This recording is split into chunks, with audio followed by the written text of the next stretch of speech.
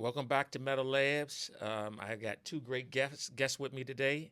Today is Friday, the last Friday in Of the month. February. Yeah, it's a short month. It Yeah. is 28 days. That's right. Time is moving, y'all. It's 2025. We've already seen almost a quarter of the century go by already.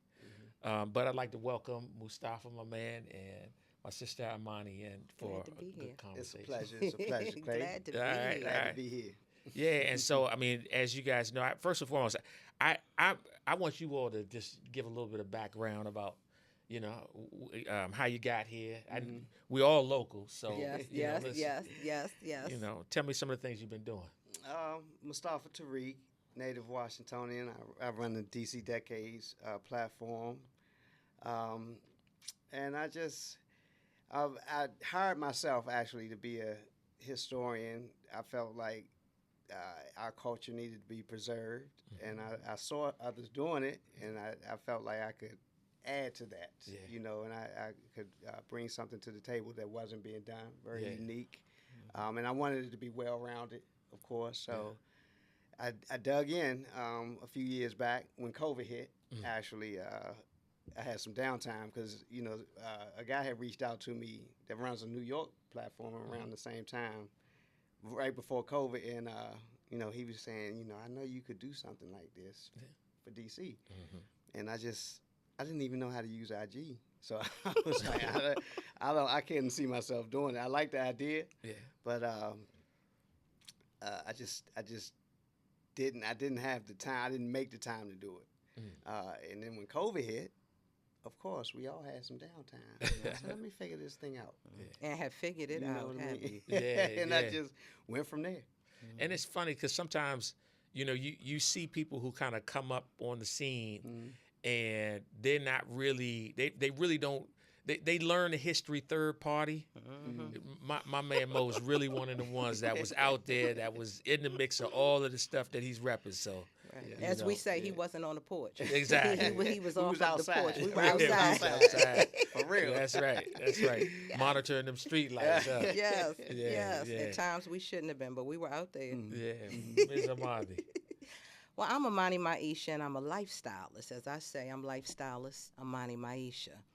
I came up being a fashion stylist, but I was actually born in California. Oh, wow. So Okay. I was born in LA and I was raised in DC. All right. I'm known for, if you know me, you know. I mean, I'm just simply going to say, if you know me, you know me. But branding myself into becoming Amani Maisha, I wanted to change the world one style at a time. I like that. As I would say. And I grew my business one client at a time. Literally. So literally, and you've watched me grow. Oh, my Growing never stops.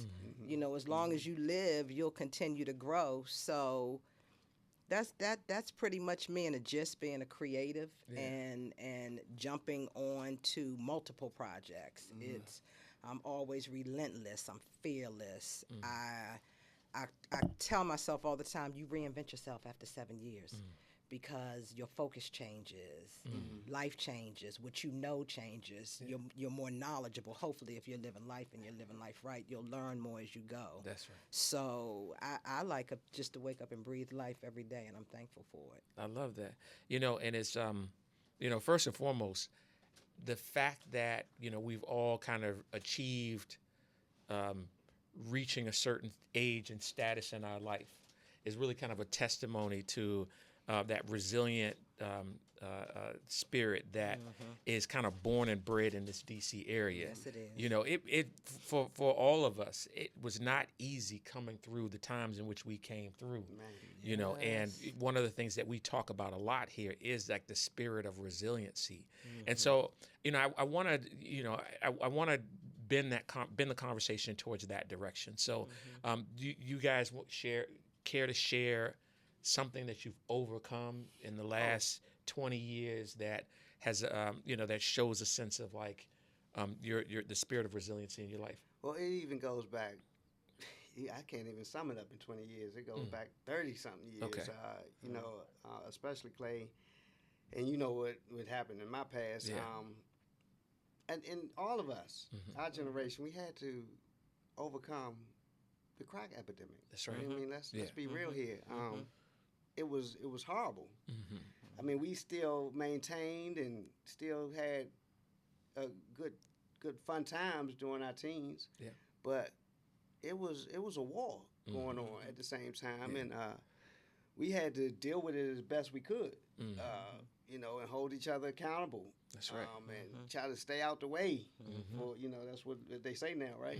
And or certain times stay in the way. Because if you talk about the things that made us, the Mayor Barry's Youth Leadership Institute, I was in that program at 12. Exactly. So the effect of the young mind, you know, for those who got the message, like us, it's more of us really that got it that didn't.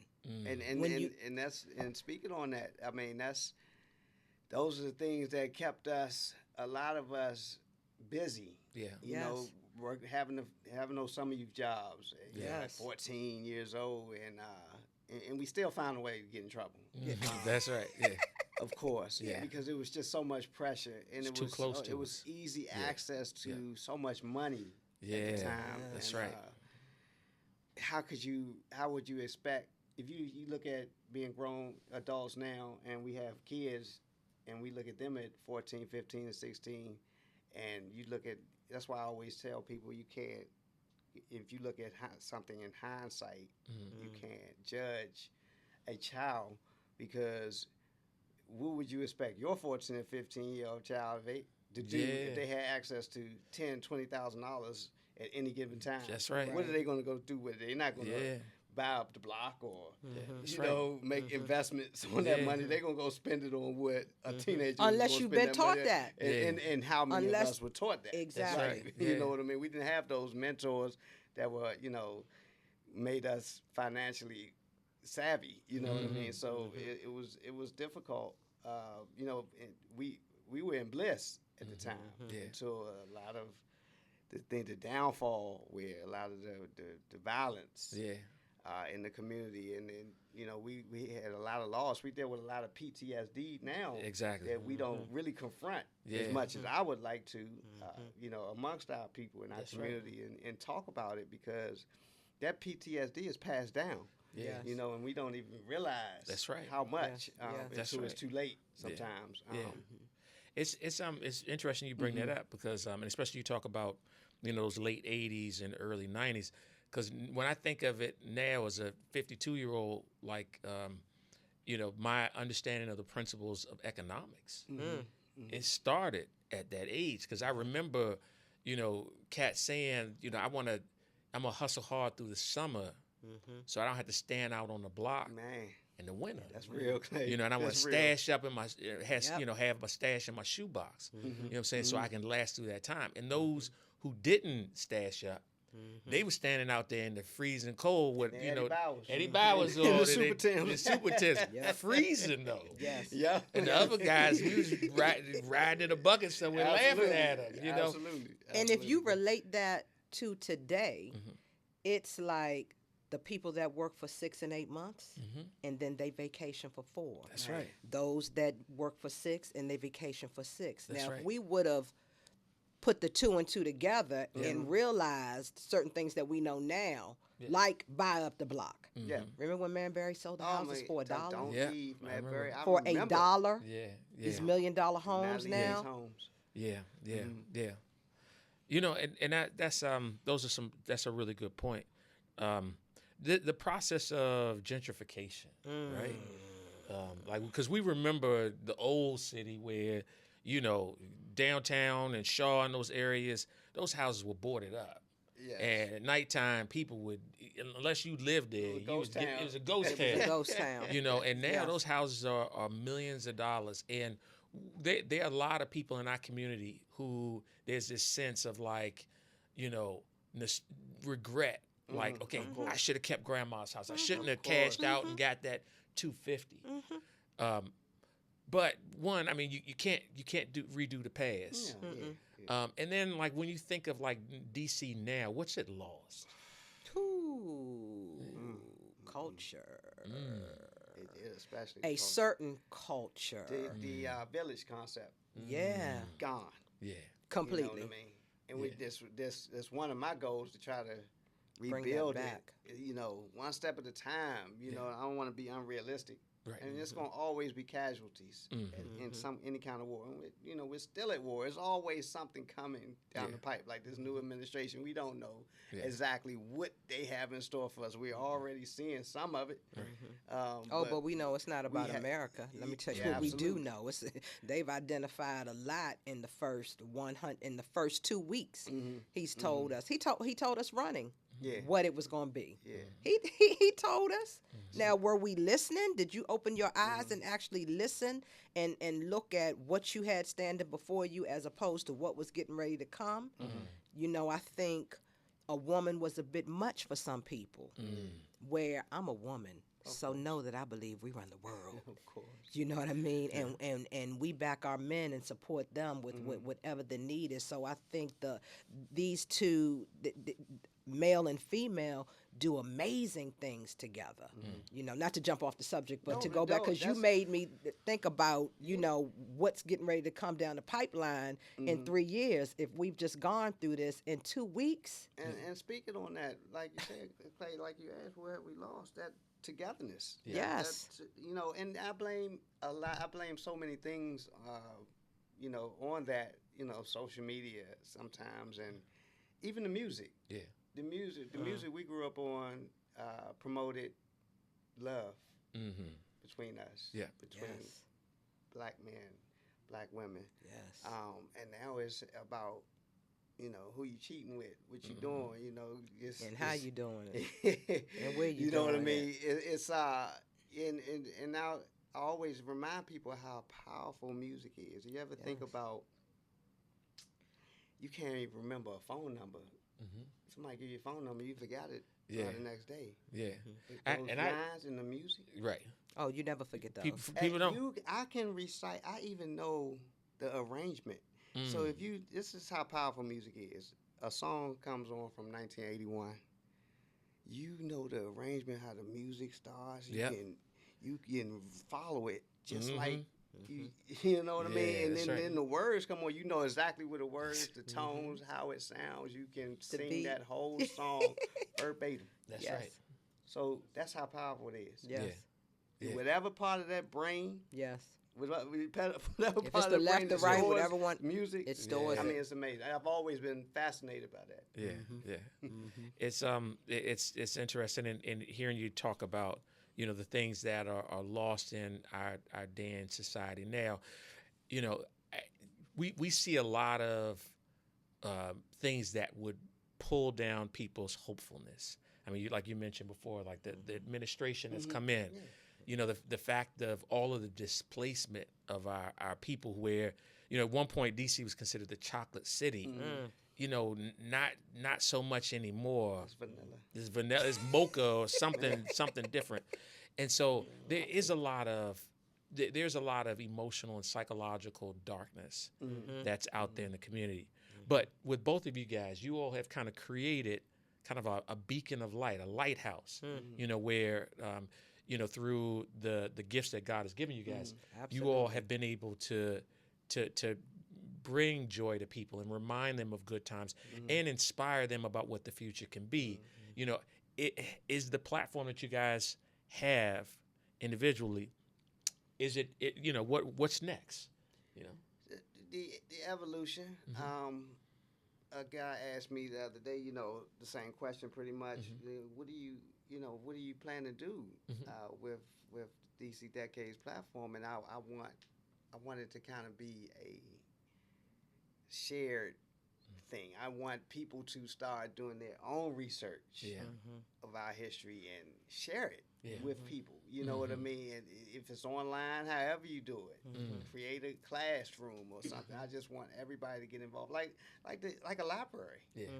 You know what I mean? And we need strength of his numbers. You know what I mean? It's just me. I've seen some people that, and it's fun. I used to get annoyed by it because, you know, I would share some information, and I know I did some serious research to get, and somebody, you know, that's on another platform was sending me something that I know I shared a couple of years ago, but now I appreciate it because I know that what I'm doing is it has created that. It's like, okay, it's spreading. Yeah. It's being and now resonated. somebody might get that, take that upon themselves and say, okay, well, let me find out something that I didn't know myself about DC. I don't want to have to wait on somebody else. That's right. So I'm grateful that that's happening, and that's one of my goals too, because I don't want to just be, posting, and it just doesn't go anywhere. You know what I mean? It just falls on, which I'm surprised it has lasted this long. You're posting with purpose. Yeah, and it's, and I know it's the way I write. I write better than I talk. Always have. So I can write something up, and it's, oh man, I look at it myself, I read it myself like, man, that's nice. Because the story comes across. And then people get it. You know what I mean? Yeah. So I love that. I love that that it's spreading the way it is, and that's one of my goals. So for people to really take it upon themselves to preserve our culture. I love it. I love it. One of the things that I will always do with my brand, I believe that when God gives you a gift, you share that gift. You share it with nothing in return. So I'm aware of my talent, my skills, my gift, which I like to share with anybody. I remember when we were coming up and people would say, "You told her where you got that from?" Oh yeah. Why would you tell? Why wouldn't I?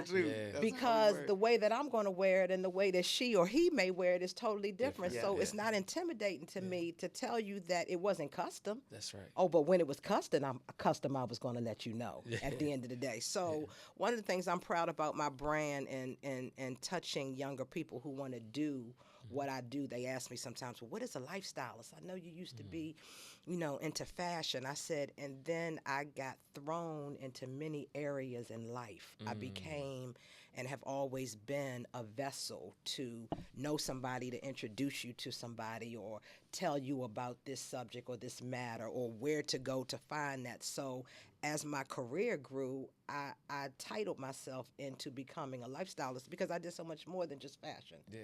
I did media, I did interior design, I creatively consulted on projects, and I'll forever share that.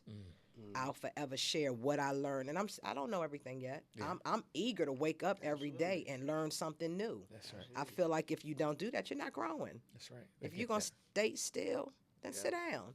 But if you're ready to move and keep moving, let's walk together. Absolutely. I'm interested in collabing with other creatives, you know what I mean, that want to do what I want to do, or I want to pick what they're doing. Right. And it's so funny you said that, Monty, thinking about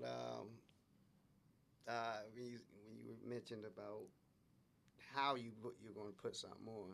And that's what's, I always, look, some people get really upset with me because we get in our feelings about, these recent New Balance debates, and who did it first, and DC did it New first. York, And I tell people it's unrealistic to believe that there are these brands were in other cities. Yes, they were, but it was how DC made stuff hot. Yeah. Yes. So and I always believe DC because we're so small. Yeah. Of course, we can't compare to the fashion. New York was getting flooded in there. Exactly. But DC, we got stuff that wasn't as popular. Yeah. But we did something with that stuff. We sure did. You understand what I'm saying? How we wore it. We might get. The brands might take a chance on us. Let's just throw this to DC. Let's throw these different kinds of Timberlands. Yeah. But we took those different kinds of Timberlands and made it hot. And made them hot. That's and how we put them on with our coats and stuff like that. We just always been fashion forward. Yeah. And people saw that came to visit. Yeah. You know what I mean? And they took it where they were. And took it back. And that was from head to toe. You know what I mean? That was your shape up had to be tight. That's your for a woman, her nails, her toe, everything had to be right. Yeah. So I'm proud of our culture for that. Don't be because when somebody say they, of course you're going to expect a younger generation that's on the internet. They pull up something on the internet, they gonna believe what What the they internet might says. see, Yeah. or somebody say. There's so many people saying we started this. No, Yeah. we know, and that's what we're here for. Our generation to protect that. And every That's right. generation has its You own know what I mean? flavor. That's right. You know, every Exactly. generation has its own flavor, and it repeats itself. Yeah, It comes yes, back, yeah, and yes. the next generation wears it in their own way. Exactly. You know what I mean? That's one of my And I love hashtags. it. Wear it I your mean, way. I love it. I love for them to express themselves. I love it. I like love my to son, see you it. know, he had to break me into which styles, fashions repeat themselves. Yeah, right. You know, everything is on repeat for real. Of course. So like he had to break me in because he, with the the flare pants. Okay, Like, yeah. like he was just. I felt like he was overdoing it. Like he covered his whole shot. I said, "Man, you can't see your shoe, man. Your shoe fine." Right, You know what I right, mean? But right. he had to break me. So he broke it down to me like why he did that. Yeah. And I said, okay, son. You know what I'm saying? I can't knock. You Right. Know what I mean? You Exactly. can't knock his style. Yeah, that's right. Yeah. He's doing his own He's thing. doing his you know? own Yeah, thing. yeah. It's style has always been a very important part of being a Washingtonian. Like, Yes. and we've always prided ourselves in the way in which we dressed, and we've always been like DC was always really smart consumers. Man, what? And I would say that like, and we had this conversation, on another episode with Thats and Goofies that's going to be coming out soon. We were talking about the word Bama, and we were talking about how like, that was always. I still use that word. Go-to. Yeah, it was a go-to. go-to. And it's interesting because what one of the things we were chatting about is we were saying, one, everybody got some Bama in them. To somebody. To somebody, of course, right? To somebody. And then the question we were asking each other is, okay, which way do you lean? Because either you a cold-blooded Bama or you a hot Bama. It's a spectrum, and everybody will have a little bit. Everybody got some in them, and so I was being honest with myself. I said, look, if you ask the people around me, they probably be like, man, he got some hot Bama in him. Because sometimes when he puts something together, I wouldn't do it that way. 'Cause that joint look a little hot, but a little flamboyant. That's the flamboyancy in the hot Bama. Doing too much. Which one would you say if you leaned on a day, man? Oh, he's a hot Bama. And see, that's what actually got me best dressed in high school. Yeah. Because I did that because I was wearing, these shoes called Travel Fox. Okay, all right. And they were Jamaican. Yeah.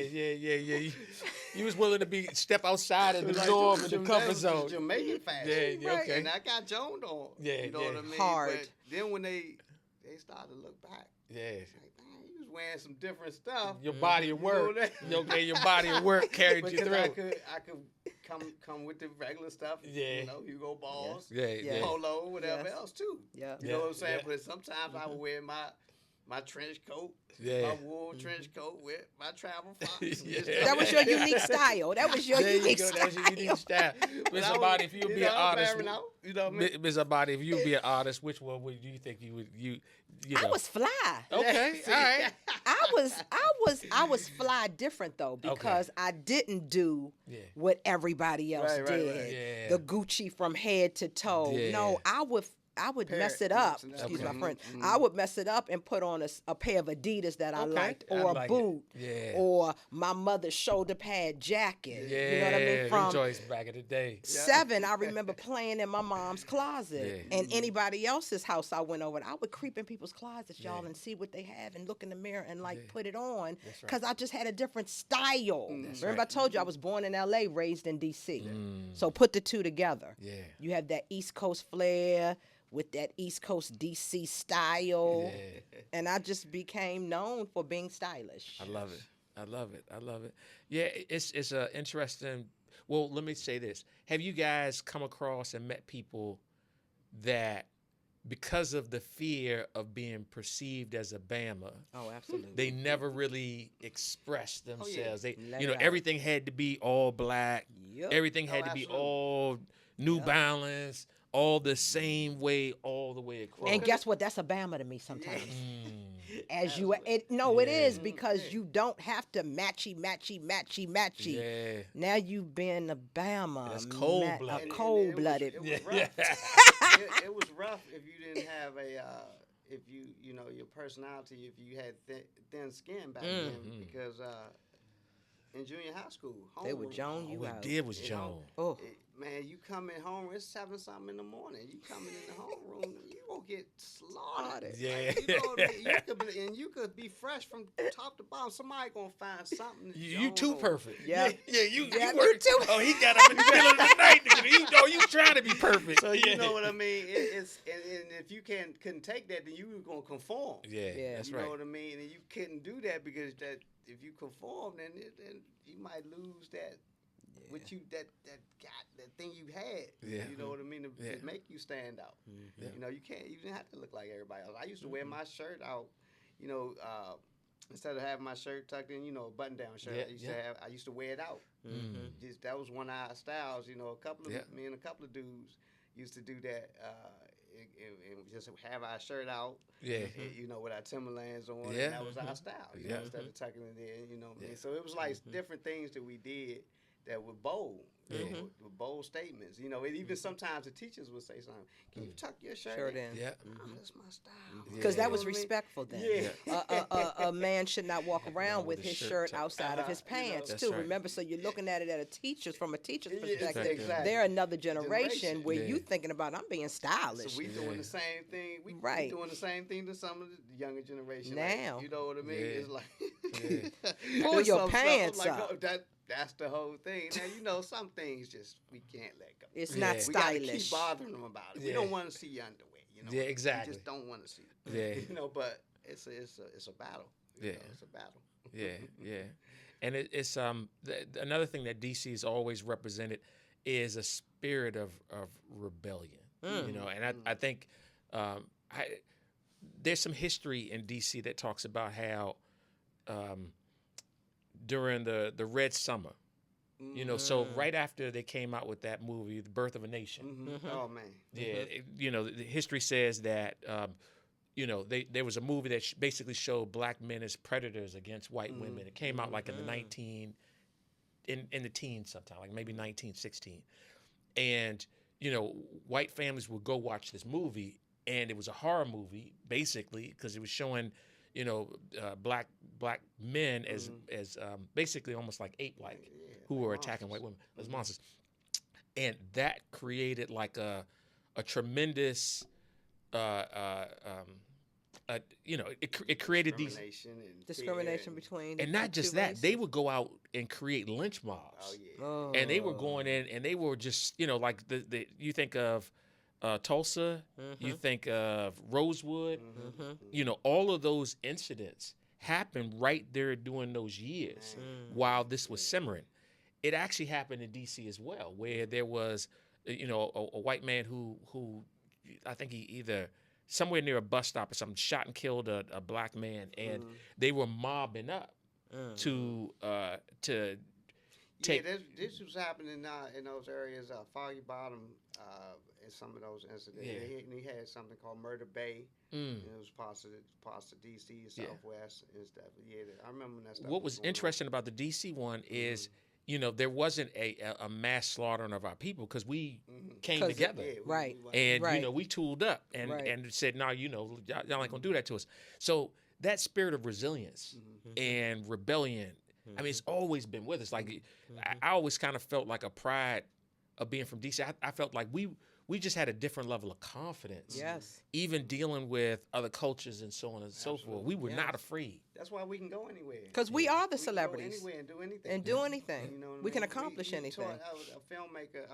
One night, he had made a little a short film for me for one of the events I had last week, and he talked about, because he's in New York now. He did the Nas documentary, and he's working on Allen Iverson documentary right now. And he had mentioned how, you know, being born and raised in D.C., how it teaches you to go hard. That's I right. mean, he made people believe in him just with his gift of gab he got from D.C. Yeah. He convinced Nas, just word of mouth. You know, he showed. I think he showed Nas some. You know, because he used to do the backdrops. He's an artist, so he used to do the go-go backdrops and stuff like that. And he said, you know, if you give me a chance, I can tell a story.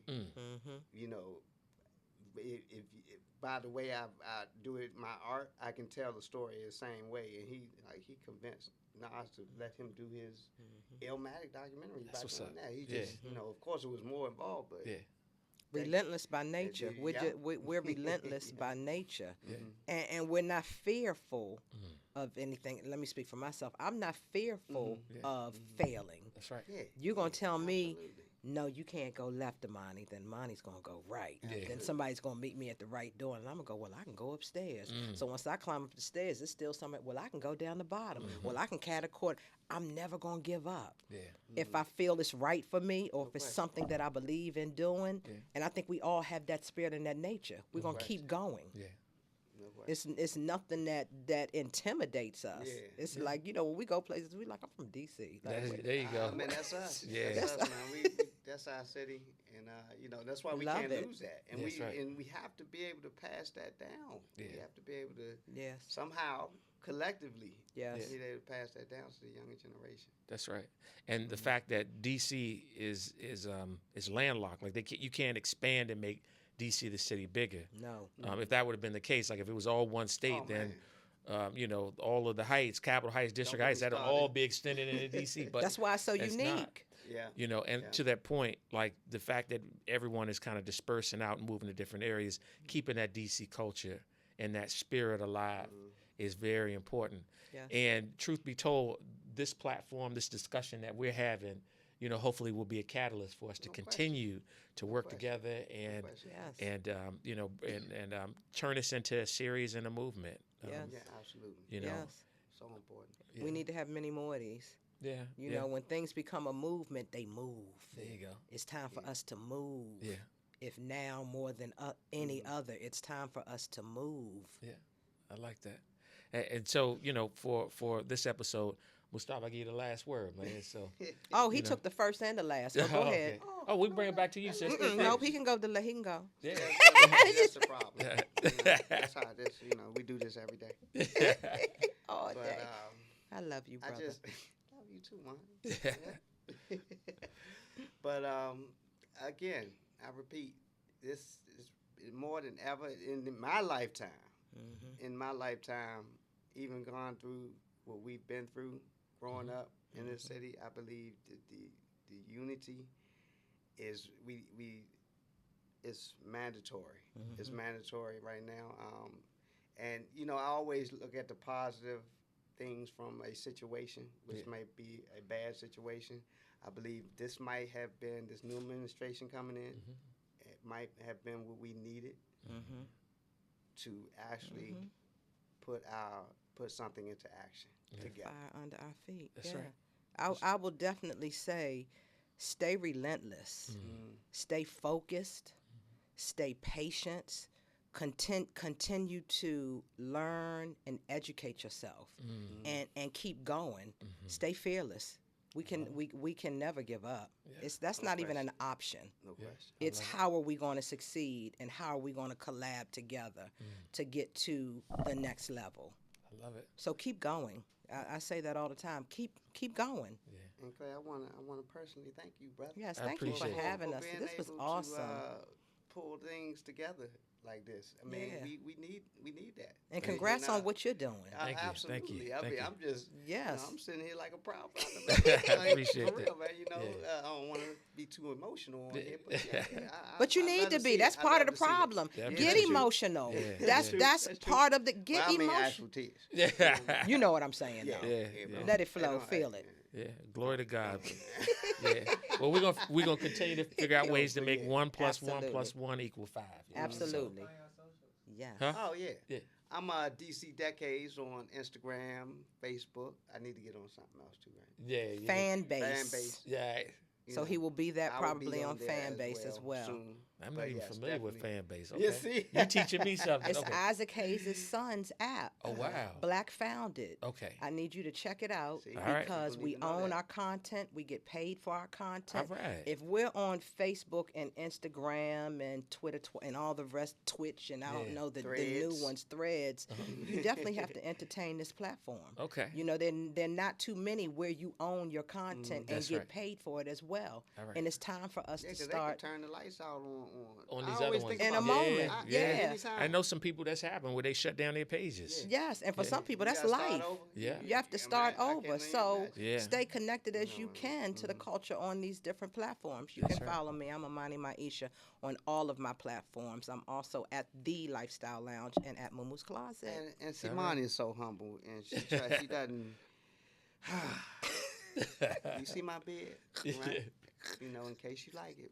Tell them what you do with beds, Monty. I do this hydrating Oh my goodness. and gracious. vibrating beard wash You gotta get in there, experience. brother. Okay. At my All right. I'm gonna lounge. schedule my appointment. So Okay. come and see me. Okay. You Bro, know, they you call gonna me be like, DC's man, best oh. kept secret, and it's a reason for that. But Yeah. I will bless those beard tresses. I had mine and needed, you will- mine scruffy. Yes, you'll Man, enjoy the watch vibe out, and the man. experience. Oh, And I'm right down okay. the street. So Oh, you okay. you have to check me out. Done deal. Done see me. deal.